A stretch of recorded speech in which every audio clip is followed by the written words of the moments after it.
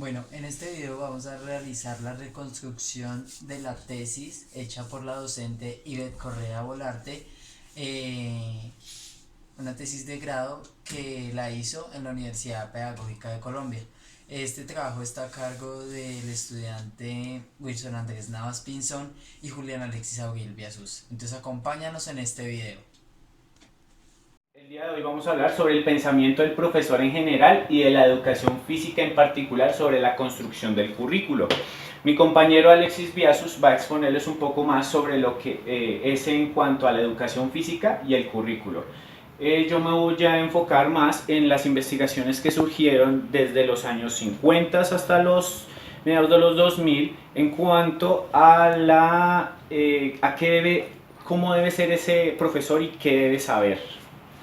Bueno, empezamos el pensamiento del profesor acerca del currículo a partir de la reflexión sobre su práctica. El tipo de investigación que indaga sobre el pensamiento del profesor. En este caso, Pérez y Jimeno, en su libro Pensamiento de profesores y toma de decisiones, nos dice que investigar comprende el sentido de la relación entre el pensamiento y acción del profesor hacia los años 50. De esto Jackson, en su libro Vida y Aulas, nos da a entender que la investigación sobre la enseñanza del pensamiento del profesor se hizo vía de aplicación de test. Como, en pocas palabras, se medía al docente en cuanto a test de actitudes, como lo son el desarrollo moral, el desarrollo de la inteligencia, de los valores, de la creatividad, de la personalidad. En los años 60 se enfocaron más hacia un desarrollo del currículo, de cómo enseñar, dónde enseñar y cuándo enseñar.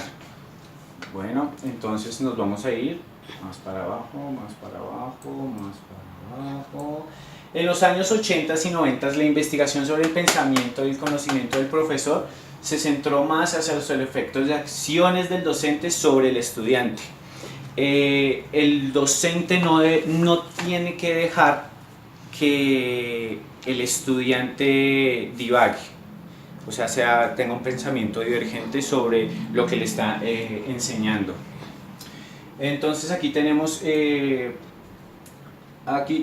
a ciertos principales postores teóricos, lo que son Kagan, Marcelo, Clark, Peterson, Sheldon, Cohen y Sean.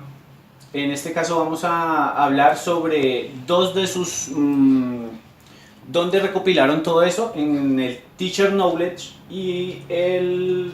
Uy, se me perdió. Bueno, aquí solo tengo el Teacher Knowledge, que significa cómo debe pensar un docente, un profesor. Estos hicieron aportes importantes a partir de enfoques cognitivos críticos. Hablando de cognitivos críticos, tenemos a Schulman, que él introdujo temas de indagación relacionados al conocimiento del contenido pedagógico y el pensamiento del maestro, como ya anteriormente lo había postulado. De esto surgió que tienen que haber estudios del caso, indagaciones etnográficas, investigaciones de tipo de acción. Indagaciones etnográficas lo entendí por a distinto...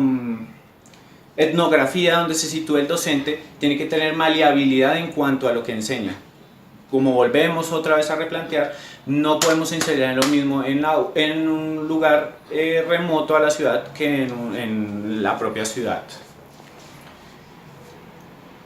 Bueno, tenemos en cuanto destacan estos postores teóricos asuntos relacionados también con el currículo. Lo que tenemos la elaboración del docente en cuanto a un laberinto de ideas, dilemas cognitivos y diseños dubitativos. ¿Qué quiere decir un diseño dubitativo?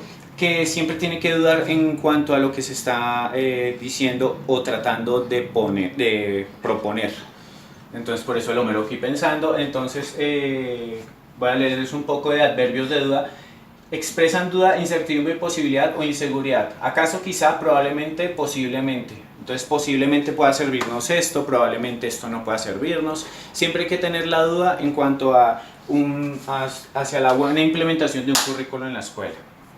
Listo, entonces subo un momentico.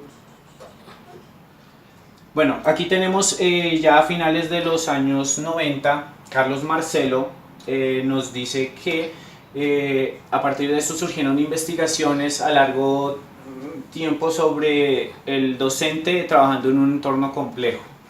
Y también surgió la ausencia de investigaciones sobre el efecto de la formación inicial del docente a cada unos años de experiencia. Después de que salimos de la formación con docentes, no se hace un seguimiento de cómo se está implementando o qué estamos implementando como próximos docentes. Se cree que ya lo que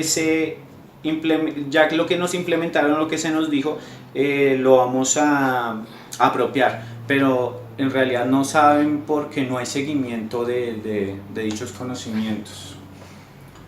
Vamos por acá.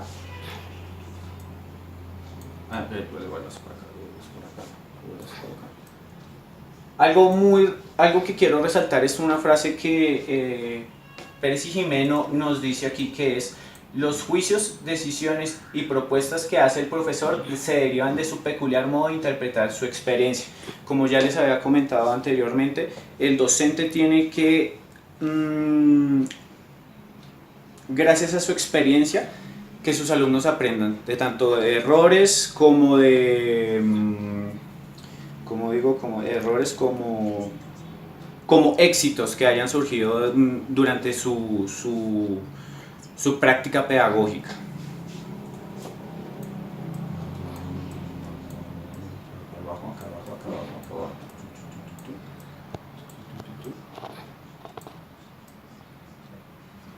¿Listo? Bueno, a partir de este momento me despido de ustedes y mi compañero Julián Alexis Viasus va a continuar con la siguiente parte de la exposición. ¡Chao!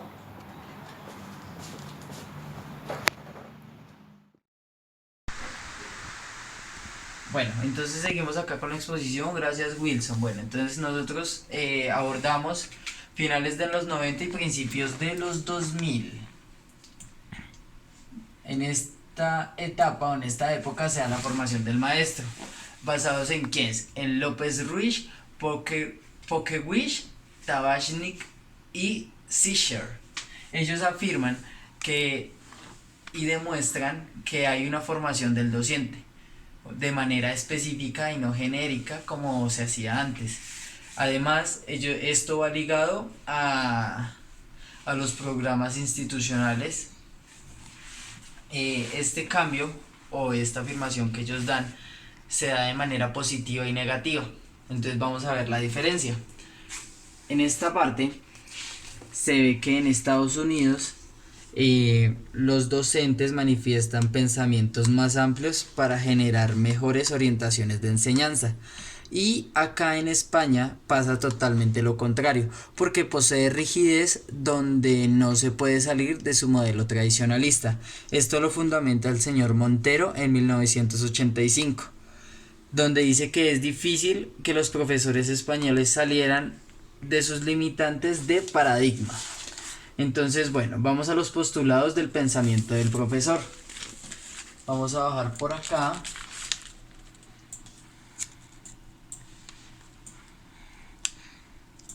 Listo, entonces, en los pensamientos de los postulados del profesor, estos provienen de tres corrientes alternativas, las cuales son: entonces, la primera es el hallazgo de Montero, que establece que el profesor que forma o orienta otros docentes genera sus acciones curriculares, pedagógicas y didácticas. Esto tiene efecto en la configuración del pensamiento y la posibilidad de un pensamiento divergente. Entonces lo podemos ver acá. Genera un pensamiento divergente, que es el cambio y la solución de problemas. Vemos acá en la segunda parte las categorías de análisis de proyecto, donde tres aspectos se pueden relacionar como comportamiento del currículo. Entonces la primera es la naturaleza de los propósitos en la escuela, los asuntos de enseñanza y las maneras a realizar la práctica pedagógica. También en nuestro tercer fundamento es más basado en la reflexión del docente y la acción de transformación que él genera. ¿Listo? Entonces, esto por el pensamiento del docente. Bueno, entonces seguimos acá con los usos y tipos de investigación que se generan a partir de la educación física a partir de los 90. Entonces los pioneros de estas investigaciones fue el señor Arnold y Kirt, los cuales hallan la necesidad de formación del profesor de educación física para los fundamentos del paradigma tradicionalista y mecanista, avanzando hacia la conciencia sobre su práctica, donde se ha enfocado un poquito hacia el deporte. Esto basado en que van avanzando en la toma de conciencias para poder mecanizarla. Su finalidad es subir de estatus a la educación física para tomarla en sí como una práctica educativa. Acá al lado también sale el señor García Russo, que en su trabajo de consolidación de modelos de la educación física afirma que hay una vinculación en el pensamiento del profesor de educación física y su supuesto en la fundamentación inicial. Entonces acá vemos el ejemplar que él nos comparte. ¿Listo? Entonces por acá nos acercamos y vemos que Camerino, Oleguer y Pradas hacen una reflexión práctica sobre la transformación del docente frente a los procedimientos o formatos del currículo. Acá tiene muy en cuenta el pensamiento evolutivo del docente, donde realiza traspasos de conocimiento de la relación a lo técnico, y también se va basado al desarrollo. También va basado en el desarrollo de lo reflexivo y lo práctico, donde se va a que podría ser solamente a partir de la transformación del currículo y la transformación de profesionales del área. Entonces vamos acá al siguiente punto, que es el pensamiento pedagógico del profesor en relaciones del currículo. Entonces la construcción curricular, que es concreta de los sistemas educativos, refleja una opción teórica, por tanto política. Entonces acá nos aparece el autor Jimeno, donde nos afirma que la práctica de los agentes sociales, o sea, de nosotros los docentes, es muy importante en lo que le queremos enseñar o le queremos dar a entender a la comunidad o a nuestros estudiantes. Entonces, de una u otra manera, el pensamiento del docente es realmente el que es la cara o el respaldo de la institución, el que da a entender la institución qué es lo que quiere dar a sus estudiantes. Entonces el docente es el que pone la cara en esa instancia.